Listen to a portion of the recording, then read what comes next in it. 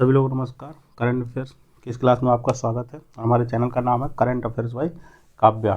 आज हम आपके लिए लाए हैं करंट अफेयर से संबंधित कुछ महत्वपूर्ण टॉपिक। तो चलिए शुरू करते हैं बिना देरी किए। चैंपियन ऑफ द अर्थ पुरस्कार 2024 ये एक पुरस्कार है जो दिया जाता है। तो इस पुरस्कार का नाम चैंपियंस ऑफ द अर्थ पुरस्कार है और 2024 में दिया गया है, तो इसलिए इसे 2024 लिखा हुआ है। तो देखते हैं संयुक्त राष्ट्र ने किसे चैंपियंस ऑफ द अर्थ पुरस्कार 2024 से सम्मानित किया है। तो इसका आंसर है माधव गॉडगिल। ठीक है, जो माधव गॉडगिल नाम के व्यक्ति हैं उनको चैंपियंस ऑफ द अर्थ पुरस्कार 2024 से सम्मानित किया गया है। यह अवार्ड वर्ष 2005 से दिया जाना चालू हुआ है। वर्ष 2005 से यह अवार्ड दिया जाना चालू हुआ है। तो चैंपियंस ऑफ द अर्थ पुरस्कार किसके द्वारा दिया जाता है? इसमें एक क्वेश्चन ये है कि मतलब मान लो कोई अवार्ड है दिया जाता है तो किसके द्वारा दिया जाता है? तो उसका आंसर है UNEP। पूरा फुल फॉर्म है UNEP का, यूनाइटेड नेशन एनवायरनमेंट प्रोग्राम। इसके द्वारा दिया जाता है। वर्ष 2024 में मतलब इस साल एक भारतीय सहित कुल 6 लोगों को ये प्रदान किया गया है। इसीलिए ये थोड़ा हमारे इंडियन न्यूज में सुर्खी में आया ये वाला चैंपियंस ऑफ द अर्थ पुरस्कार, क्योंकि इसमें एक इंडियन को भी ये अवार्ड मिला है। तो आगे देखते हैं इनमें कौन कौन से वो लोग हैं जिन्हें यह पुरस्कार मिला है। तो सबसे पहले है नंबर 1 पे एमी वॉर कॉर्डियल्स। ये जो कहाँ के हैं? कैलिफोर्निया के हैं। और क्या है? इंस्पायरेशन एंड एक्शन में मिला है। नदी को बचाने के लिए स्वदेशी ज्ञान, विज्ञान और कानून का सहारा लेकर इन्होंने काम किया। दूसरे हैं गैब्रियल पॉन। ये कहाँ के हैं? रोमानिया के हैं। ये कैलिफोर्निया का था फर्स्ट और ये है रोमानिया देश के हैं। इन्हें भी इंस्पायरेशन एक्शन कैटेगरी में मिला है। और क्या है? पेड़ों की कटाई के लिए सम्मानित किया गया है। इनने क्या किया है? जो पेड़ों की कटाई होती है उसको रोकने के प्रयास किए हैं या रोका है, इस वजह से इन्हें ये मिला है। थर्ड है लुकाई, है ना। थर्ड है हमारे लुकाई। तो और ये कहाँ के हैं? चाइना के हैं। और इन्हें कैसे मिला? किस कैटेगरी में? साइंस एंड इनोवेशन कैटेगरी में मिला है। इन्होंने क्या किया? रेगिस्तान को हरियाली में बदलने के लिए पेड़ लगाए हैं। जो रेगिस्तान है उसमें इन्होंने पेड़ लगाए हैं, तो जिससे वहाँ पर हरियाली आई, तो इसलिए इन्हें ये अवार्ड दिया गया। और चौथे हैं सिकम फाउंडेशन। चौथे के फाउंडेशन है और ये कहाँ के फाउंडेशन है? इजिप्ट के। ठीक है, सिकम फाउंडेशन याद रखें। और इन्हें मिला है एंटरप्रेन्योरशिप विजन के लिए मिला है। ठीक है, तो सिकम ने रेगिस्तान को खेती लायक बनाने का काम किया है। अगला है फिफ्थ है सोनिया गुजाजारा। और ये कहाँ की हैं? ब्राज़ील की हैं। किस देश की? ब्राज़ील की। और इन्हें मिला है पॉलिसी लीडरशिप कैटेगरी मिला है। ब्राज़ील की नेता ने जलवायु संकट से लड़ने और आदिवासी अधिकारों को मजबूत करने के लिए काम किया है, इसलिए इन्हें चैंपियंस ऑफ द अर्थ पुरस्कार मिला है। और ये आखिरी आ गए हम 6 किस लिए मिला? माधव गॉडगिल। छठे स्थान पर यह है माधव गॉडगिल, जो कहाँ के? इंडिया के। और इन्हें किस लिए मिला है? लाइफ टाइम अचीवमेंट कैटेगरी में मिला है। माधव गॉडगिल ने लोगों को उनके अधिकारों के प्रति जागरूक किया और पर्यावरण की रक्षा के लिए सभी को प्रेरित किया। ये माधव गॉडगिल ने जो काम किया, इस वजह से इन्हें चैंपियंस ऑफ द अर्थ पुरस्कार मिला है। किस आने वाले किसी भी एग्जाम्स में ये पूछा, सरकारी एग्जाम्स में पूछा जा सकता है कि चैंपियंस ऑफ द अर्थ पुरस्कार कितने लोगों को मिला, तो आपका आंसर होगा 6 लोगों को मिला है। ठीक है ना। और भारत में किसे मिला है? माधव गॉडगिल को मिला। ठीक है, याद रखें। इसी के बारे में थोड़ा आपको और बता देते हैं माधव गॉडगिल के बारे में। माधव गॉडगिल कहाँ से संबंधित है? महाराष्ट्र राज्य से संबंध रखते हैं। मतलब ये माधव गॉडगिल जो है महाराष्ट्र राज्य के रहने वाले हैं। अब इनकी उपलब्धियां क्या क्या है, इन्होंने अभी अपने जीवन में क्या क्या किया? वर्ष 1981 में साइंस एंड इंजीनियरिंग अवार्ड मिला था इनको। 1981 में इन्हें साइंस एंड इंजीनियरिंग का अवार्ड मिला था। वर्ष 2006 में इन्हें पद्म भूषण से सम्मानित किया गया था भारत सरकार द्वारा। किससे? पद्म भूषण से। वर्ष 2010 में इन्हें क्या? माधव गॉडगिल की अध्यक्षता में पश्चिमी घाट के संरक्षण के लिए western Ghats ecology expert panel WGEP का गठन किया गया था। ये उसमें क्या थे? जो ये पैनल जो गठित किया गया है western Ghats ecology expert panel, इसमें ये अध्यक्ष थे। यूनेस्को द्वारा पश्चिमी घाट के 39 स्थानों को विश्व धरोहर स्थल घोषित किया गया है या किया जा चुका है। जो पश्चिमी घाट है जैसे हमारा इंडिया ये है इस तरह से, तो ये हो गया पूर्व, इधर ईस्ट हो गया, इधर वेस्ट हो गया, तो ये जो पश्चिमी घाट है ये सब, तो ये क्या है, इस रेंज में जो भी स्थल आते हैं, मतलब जो भी पुरानी बिल्डिंगें हैं या उनसे संबंधित, जैसे मान लो आगरा का ताजमहल, ये भी विश्व धरोहर में शामिल है। वैसे ही इस जो रेंज में जो भी फेमस जगह आती हैं उनको विश्व धरोहर स्थल घोषित किया। कितनी, वो 39 जो पड़ती हैं उनको। आगे बढ़ते हैं इसी में। अब अभी तक तो मैंने माधव गॉडगिल के बारे में बताया, ये उनकी तस्वीर है, हमारी प्रकृति के लिए अच्छा काम कर रहे हैं और इसी के मद्देनज़र इन्हें चैंपियंस ऑफ द अर्थ पुरस्कार दिया गया है। आगे बढ़ते हैं, नेक्स्ट टॉपिक है फीफा फुटबॉल महिला विश्व कप से संबंधित। ठीक है, फीफा यानी कि फुटबॉल, ये फीफा क्या संस्था है, फुटबॉल मैच कराती है, ठीक है ना। तो अब ये है फुटबॉल महिला विश्व कप के लिए बारे में जानकारी है। तो फीफा फुटबॉल महिला विश्व कप वर्ष 2027 का आयोजन किस देश में किया जाएगा, 2027 का, तो आंसर इसका ब्राज़ील में किया जाएगा। 24 जून से 25 जुलाई 2027 तक इसका आयोजन होगा। ठीक है, हालांकि अभी बहुत दूर है, हम लोग 2024 में हैं, लेकिन क्वेश्चन पूछे जा सकते हैं कि वर्ष 2027 का फीफा फुटबॉल महिला विश्व कप कहाँ होगा, तो आपका आंसर होगा ब्राज़ील। कब से कब होगा, 24 जून से 25 जुलाई 2027 तक। ठीक है, और यह क्या 10वां एडिशन होगा। कौन सा एडिशन होगा, 10वां। कुल इसमें कितनी टीमें भाग लेंगी, 32 टीमें भाग लेंगी। यह वर्ल्ड कप हर 4 साल में आयोजित किया जाता है, मतलब प्रत्येक 4 वर्ष बाद ये वर्ल्ड कप आयोजित होता है। आयोजित करने वाली संस्था का नाम है फीफा। ठीक है, गठन वर्ष किया था फीफा का 1991। तो उम्मीद है यहाँ तक आपको हमारा वीडियो पसंद आया होगा और वीडियो से संबंधित क्वेश्चन भी पसंद आए होंगे। अगर आपको हमारा वीडियो पसंद आ रहा है तो वीडियो को लाइक करें और चैनल को सब्सक्राइब करें। आगे बढ़ते हैं, नई जानकारी देते हैं आपको। जेसी डेनियल पुरस्कार, ये कौन सा पुरस्कार है, जेसी डेनियल पुरस्कार। तो जेसी डेनियल पुरस्कार वर्ष 2023 से किसे सम्मानित किया गया है, ये पूछा जा सकता है कि जेसी डेनियल पुरस्कार है जो 2023 का, मतलब इस वर्ष तो 2024 चलिए, मतलब पिछले वर्ष का, किसे सम्मानित किया गया। आंसर है साजी एन करोड़। क्या आंसर है, साजी एन करोड़। ठीक है, जेसी डेनियल पुरस्कार केरल सरकार द्वारा दिया जाता है। ठीक है, कौन सी सरकार द्वारा, जो हमारे देश का केरल राज्य उसके द्वारा दिया जाता है। और ये कब से दिया जा रहा है, वर्ष 1992 से दिया जा रहा है। ठीक है, क्या है इसमें, फिल्म सिनेमाटोग्राफर और डायरेक्टर हैं जो ये साजी एन करोड़ है। ये क्या है, मतलब क्या करते हैं, फिल्म सिनेमाटोग्राफर है और डायरेक्टर हैं। ठीक है, मलयालम सिनेमा, और क्या है ये, मलयालम सिनेमा का सर्वोच्च पुरस्कार है, कौन सा, जेसी डेनियल पुरस्कार।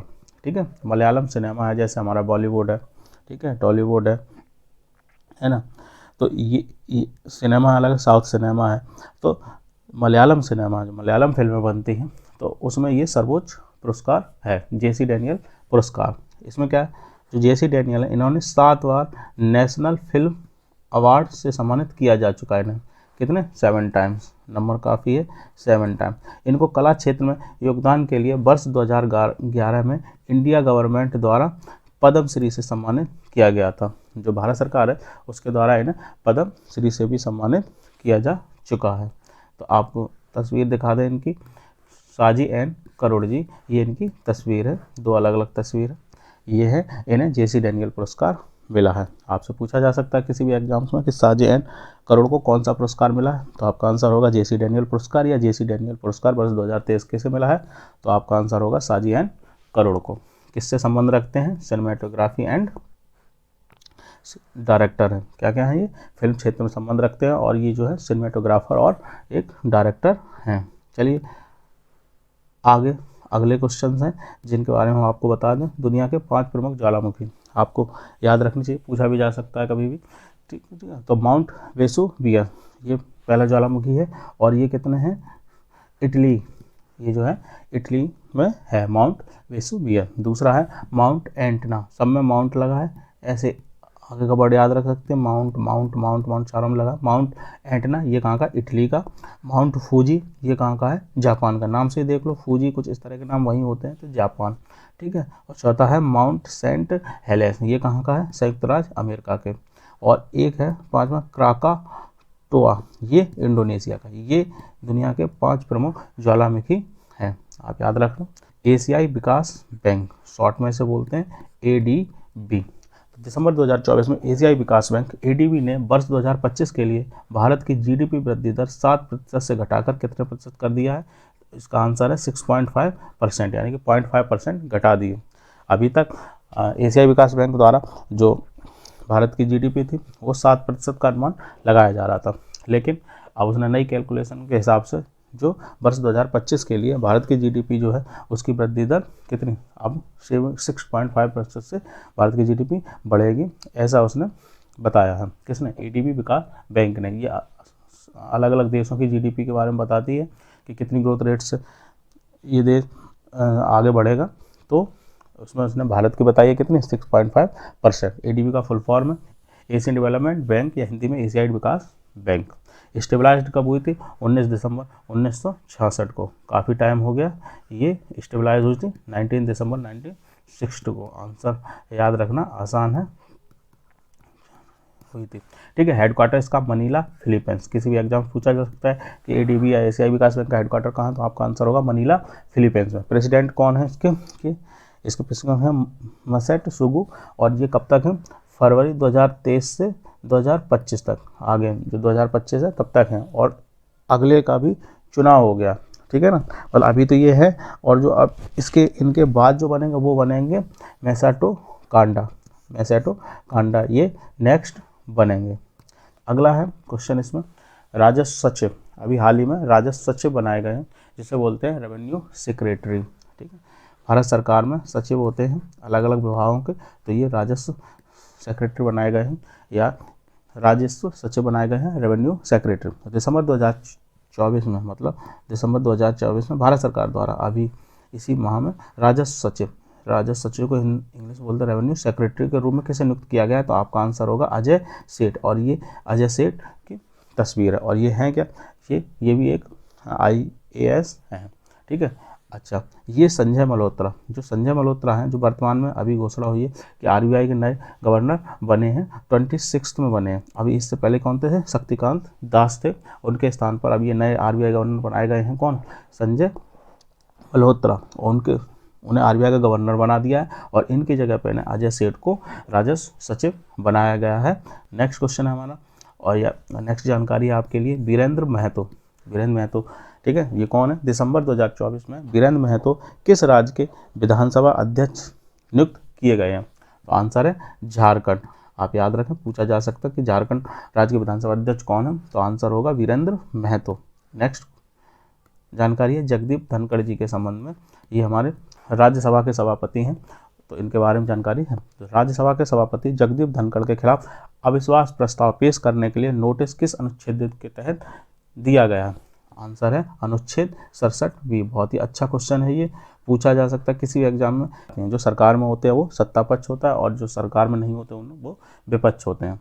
ठीक है ना, तो विपक्ष का कहता है कि उनकी बातें इनके द्वारा राज्यसभा में नहीं सुनी जाती है, तो इस वजह से वो प्रयास कर रहे हैं कि इनको हम इस पद से हटा देंगे। तो वो एक अविश्वास प्रस्ताव लाना चाह रहे हैं, और उसी के तहत उन लोगों इनको एक नोटिस दिया गया है। जो नोटिस दिया जाता है कि हम आपके खिलाफ अविश्वास प्रस्ताव ला रहे हैं, तो उस नोटिस का नाम है अनुच्छेद 67B। अच्छा, इस अनुच्छेद में है क्या? अनुच्छेद 67B के तहत प्रावधान किया गया है हमारे इंडियन कॉन्स्टिट्यूशन में कि उपराष्ट्रपति को उनके पद से हटाया जा सकता है, लेकिन इसके लिए राज्यसभा के सभी तत्कालीन सदस्यों के बहुमत से एक प्रस्ताव पारित होना चाहिए। इस प्रस्ताव को लोकसभा द्वारा भी सहमति दी जानी चाहिए। ठीक है, राज्यसभा और लोकसभा द्वारा भी सहमति दी जानी चाहिए। राज्यसभा में तो पास होगा, उसका लोकसभा द्वारा भी सहमति इसमें आवश्यक है। ऐसा नहीं कि अकेला राज्यसभा ने पास कर दिया और वो हो गया। प्रस्ताव लाने के लिए कम से कम 14 दिन पहले नोटिस देना जरूरी है। तो 14 दिन पहले इसमें नोटिस दिया जाता है, और उसी 14 दिन पहले इन्होंने ये नोटिस अनुच्छेद 67B का दिया है। और ये हमारे जगदीप धनखड़ जी हैं। ठीक है, राज्यसभा के सभापति। आगे बढ़ते हैं। 78वां यूनिसेफ स्थापना दिवस, कुछ और महत्वपूर्ण प्रश्न है, अन्य महत्वपूर्ण प्रश्न। 78वां यूनिसेफ स्थापना दिवस कब मनाया गया? आंसर है 11 दिसंबर। किसने मुख्यमंत्री पौष्टिक अल्पाहार योजना शुरुआत की है? पूछा जा सकता है मुख्यमंत्री पौष्टिक अल्पाहार योजना कहाँ शुरुआत हुई है? तो आंसर है भूपेंद्र पटेल जो है गुजरात के मुख्यमंत्री, उनके द्वारा ये शुरुआत की गई है। ये पूछा जा सकता है किस राज्य से संबंधित है मुख्यमंत्री पौष्टिक अल्पाहार योजना? तो आपका आंसर होगा गुजरात से। हर साल अंतर्राष्ट्रीय पर्वत दिवस, ठीक है, इंटरनेशनल माउंटेन डे, ठीक है, कौन सा इंटरनेशनल माउंटेन डे कब मनाया जाता है? आंसर है आपका 11 दिसंबर। ठीक, यह दिवस पर्वतों की अहमियत, जो ये इंटरनेशनल माउंटेन डे है किस लिए मनाया जाता है? यह दिवस पर्वतों की अहमियत को समझाने और उनके संरक्षण के लिए जागरूकता फैलाने के लिए मनाया जाता है। मानवाधिकार दिवस कब मनाया जाता है? ये आंसर है 10 दिसंबर। मानव के अधिकारों के लिए है, मानवाधिकार ऑर्गेनाइजेशन है ना, और जो मानव के हितों की रक्षा करते हैं। तो ये कब मनाया जाता है? 10 दिसंबर को। दिसंबर 2024 में महाराष्ट्र राज्य का विधानसभा अध्यक्ष किसे चुना गया?